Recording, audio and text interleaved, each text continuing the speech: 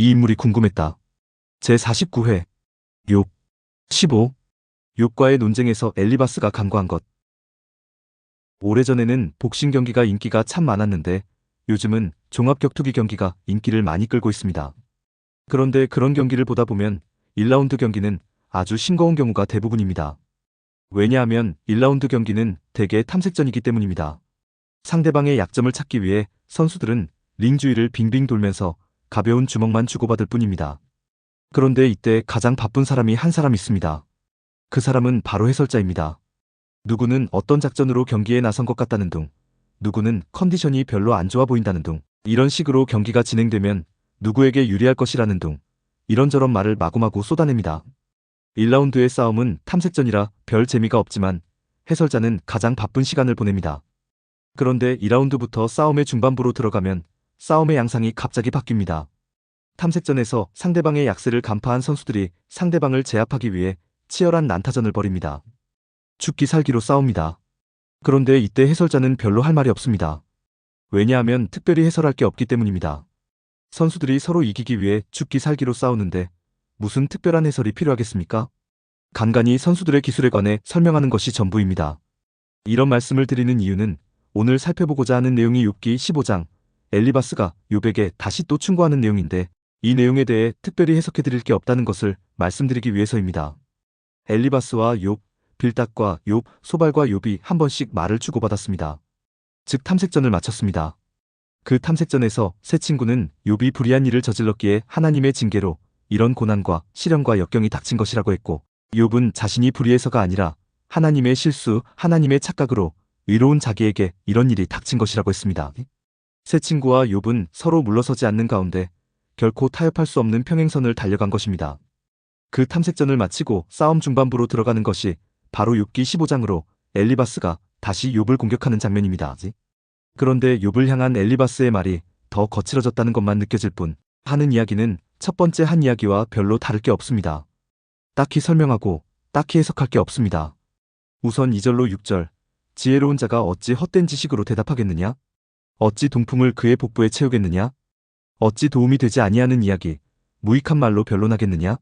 참으로 네가 하나님 경외하는 일을 그만두어 하나님 앞에 묵도하기를 그치게 하는구나. 내 죄악이 네 입을 가르치나니 네가 간사한 자의 혀를 좋아하는구나. 너를 정죄한 것은 내가 아니오 내 입이라. 내 입술이 내게 불리하게 증언하느니라. 이렇게 기록하고 있습니다. 스스로 지혜롭다고 하는 사람이 그렇게 허풍을 떨어서 되겠느냐는 말입니다. 어찌 그렇게 속에 화가 가득 찬 말을 쏟아낼 수 있느냐는 말입니다. 쓸데없는 말로, 횡설수설한 말로 변명만 되고 있다고 지적하는 말입니다.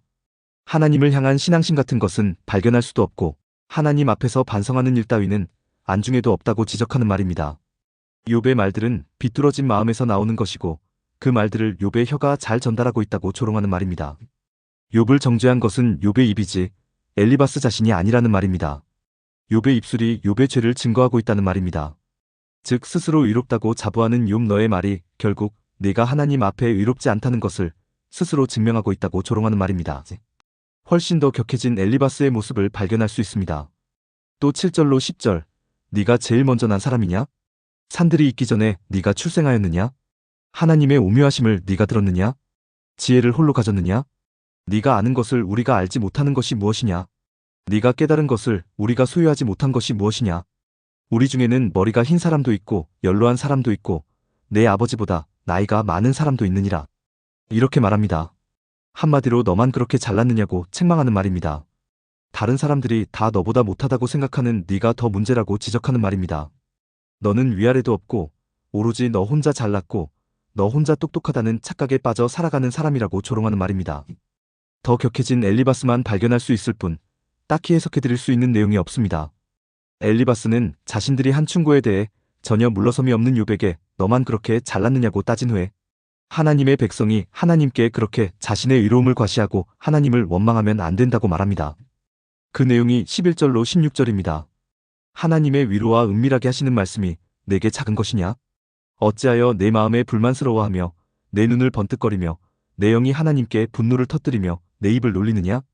사람이 어찌 깨끗하겠느냐? 여인에게서 난 자가 어찌 의롭겠느냐? 하나님은 거룩한 자들을 믿지 아니하시나니 하늘이라도 그가 보시기에 부정하거든. 하물며 악을 저지르기를 물마심같이 하는 가증하고 부패한 사람을 용납하시겠느냐? 이렇게 말합니다. 네가 하나님 앞에 나아가 하나님께 회개하고 용서를 구하기만 하면 하나님의 위로가 임할 터인데 왜 그렇게 하지 않느냐고 책망하는 말입니다. 어찌하여 이렇게 하나님을 불만스럽게 여기고 하나님께 눈을 치켜뜨냐고 책망하는 말입니다. 어찌하여 하나님과 맞서 화를 내고 입에서 나오는 대로 그렇게 짓거려댈 수 있느냐고 나무라는 말입니다. 여인에게서 난 사람은 죄가 없을 수가 없다고 말합니다. 하늘에 있는 천사 중에도 하나님께 신뢰받을 만한 자가 없고 하늘마저도 하나님 보시기에 깨끗하지 못한데 하물며 물 마시듯 악을 저지르고 가증하고 부패한 사람을 하나님께서 인정하시겠느냐고 말합니다. 즉 스스로 의롭다고 주장하는 너의 말이 과연 하나님 앞에 가당키나 하냐는 말입니다. 엘리바스가 한참 말에 이미 다 들어있었던 말입니다. 이렇게 욥을 책망한 후에 엘리바스는 이번에는 다른 사람들의 말을 끌어들입니다.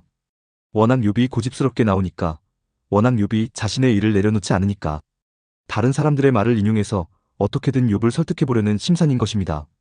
사람들이 자신이 옳다고 주장하는 것을 관철하기 위해 보통 많이 쓰는 수법입니다. 그 내용이 17절로 19절, 내가 내게 보이리니 내게서 들으라. 내가 본 것을 설명하리라. 이는 곧 지혜로운 자들이 전하여 준 것이니 그들의 조상에게서 숨기지 아니하였느니라. 이 땅은 그들에게만 주셨으므로 왜 이는 그들 중에 왕래하지 못하였느니라. 이렇게 말합니다. 오직 우리 조상에게만 주어져서 다른 민족들은 결코 알 수 없는 신비스러운 말을 해줄 터이니 잘 들어보라는 말입니다. 그 신비스럽다고 하는 말이 20절로 35절입니다. 우선 20절부터 24절을 보시겠습니다. 그 말에 이르기를 악인은 그의 일평생의 고통을 당하며 포악자의 횟수는 정해졌으므로 그의 귀에는 무서운 소리가 들리고 그가 평안할 때에 멸망시키는 자가 그에게 이르리니 그가 어두운 데서 나오기를 바라지 못하고 칼날이 숨어서 기다리느니라. 그는 헤매며 음식을 구하여 이르기를 어디 있느냐 하며 흑암의 날이 가까운 줄을 스스로 아느니라. 환난과 역경이 그를 두렵게 하며 싸움을 준비한 왕처럼 그를 쳐서 이기리라. 이렇게 기록하고 있습니다. 별로 어려운 내용이 아닙니다. 악한 자는 일평생 고통을 당하기만 하다가 그렇게 오래 살지 못하고 죽게 된다는 말입니다. 악한 자는 항상 두려움에 떨다가 졸지에 죽게 된다는 말입니다. 흑암에서 결코 헤어나지 못하고 칼에 맞아 죽을 운명에서 결코 벗어날 수 없다는 말입니다. 먹을 것을 찾아 이리저리 헤매지만 곧 죽게 되는 것이 악인의 신세라는 말입니다. 언제나 환난과 역경 가운데 두렵게 살며 곧 자신에게 닥칠 죽음과 맞서기 위해 노심초사해야 하는 것이 악인의 신세라는 말입니다. 지금 엘리바스는 욥 네가 바로 이런 악인의 신세와 다름없다고 말하는 것입니다. 그러면서 악인이 왜 악인이 되었는지 설명하는 말을 합니다. 그 말이 25절, 이는 그의 손을 들어 하나님을 대적하며 교만하여 전능자에게 힘을 과시하였음이니라라는 말입니다. 지금 누가 이렇다고 하는 말입니까? 욥이 이렇다는 말입니다. 교만하기 이를 데 없는 욥이 하나님과 대적하고 있고 하나님께 자기 의를 과시하고 있다고 엘리바스는 말하고 있는 것입니다. 그런 욥에게 이 말 결과까지도 말해줍니다. 그 내용이 29절로 35절 그는 부유하지 못하고 재산이 보존되지 못하고 그의 소유가 땅에서 증식되지 못할 것이라. 어두운 곳을 떠나지 못하리니 불꽃이 그의 가지를 말릴 것이라. 하나님의 입김으로 그가 불려가리라. 그가 스스로 속아 허무한 것을 믿지 아니할 것은 허무한 것이 그의 보응이 될 것임이라. 그의 날이 이르기 전에 그 일이 이루어질 것인즉 그의 가지가 푸르지 못하리니 포도 열매가 익기 전에 떨어짐 같고 감람꽃이 곧 떨어짐 같으리라. 경건하지 못한 무리는 자식을 낳지 못할 것이며 뇌물을 받는 자의 장막은 불탈 것이라. 그들은 재난을 잉태하고 죄악을 낳으며 그들의 뱃속에 속임을 준비하느니라. 이렇게 말합니다. 그렇게 어려운 내용은 없습니다. 결국은 아무 열매를 맺지 못한다는 말입니다. 자신의 대뿐만 아니라 자식에 대해서도 아무 열매를 맺지 못한다는 말입니다. 그런데 여기서 꼭 한 가지 생각해 볼 게 있습니다. 하나님께 대적하고 하나님께 힘을 과시하면 아무 열매를 맺지 못한다고 엘리바스가 그랬는데 과연 그렇습니까?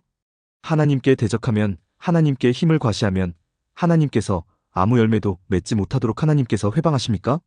그렇지 않습니다. 야곱도 모세도 여호수아도 한때 하나님께 대적하는 모습들을 보여주었지만 그들은 다 열매 맺는 삶을 살았습니다. 여기서 우리가 생각해 보아야 하는 게 열매를 맺지 못하도록 하는 주체가 과연 누구냐는 것입니다. 여쭈어 보겠습니다. 그 주체가 누구입니까? 그 주체는 바로 죄입니다. 죄가 하나님과 사람 사이를 가로막고 있는 것이고 죄가 뿌린 만큼 거두지 못하도록 회방하는 것이지 하나님은 아무 상관이 없습니다. 설령 사람이 하나님께 대적한다고 해도 하나님은 그를 설득하셔서 열매 맺어 나갈 수 있도록 도우시는 분이십니다. 바로 믿음 없던 아브라함을 믿음의 조상으로 만들어내신 것이 그 증거입니다. 오늘 욥기 15장에서 우리가 발견해야 하는 것, 또 앞으로의 욥기 전체에서도 마찬가지겠지만 욥의 말에서 또 친구들의 말에서 죄라는 것이 전혀 언급되지 않은 채 오직 하나님과 사람과의 관계에 대해서만 말하고 있다는 것입니다. 이러한 현상은 오늘날까지도 여전히 유효합니다. 사람이 잘하면 하나님께서 상 주고 사람이 잘못하면 하나님께서 벌 주신다고 생각하는 사람들이 얼마나 많습니까? 그러나 기독교는 하나님과 사람 양자 사이의 문제를 다루는 종교가 아닙니다. 그러면 다른 종교와 다를 게 하나도 없습니다. 기독교에서 죄가 빠지면 기독교가 될 수 없습니다. 기독교에서 죄가 빠지면 구원이란 개념도 있을 수 없습니다. 기독교에서 죄가 빠지면 부활이란 개념도 있을 수 없고 기독교에서 죄가 빠지면 천국이란 개념, 영생이란 개념도 있을 수 없습니다. 욥기 15장에서 엘리바스는 죄의 문제를 지적하지 않습니다. 왜냐하면 엘리바스 자체가 죄에게 사로잡혀 있는 죄인이기에 죄의 문제를 인식할 수 없고 죄의 문제를 논할 수 없기 때문입니다. 그러나 여러분과 저는 불과 얼마 전까지 죄인이었다는 사실을 분명히 아는 존재들이고 지금은 죄로부터 해방된 존재, 즉 성도라는 것을 분명히 인식하고 있는 존재입니다. 오늘날의 이런 존재들이 다시는 욥기 15장의 엘리바스 수준, 즉 죄를 모르는 엘리바스의 수준으로 돌아가지 않기를 간절히 바랍니다. 오늘 내용에 공감하셨다면 구독과 좋아요, 알림 설정 부탁드립니다. 하나님의 말씀을 바르게 전하는데 큰 도움이 될 것입니다. 평등하고 공정하며 정의롭고 행복한 세상을 이루는데 큰 도움이 될 것입니다.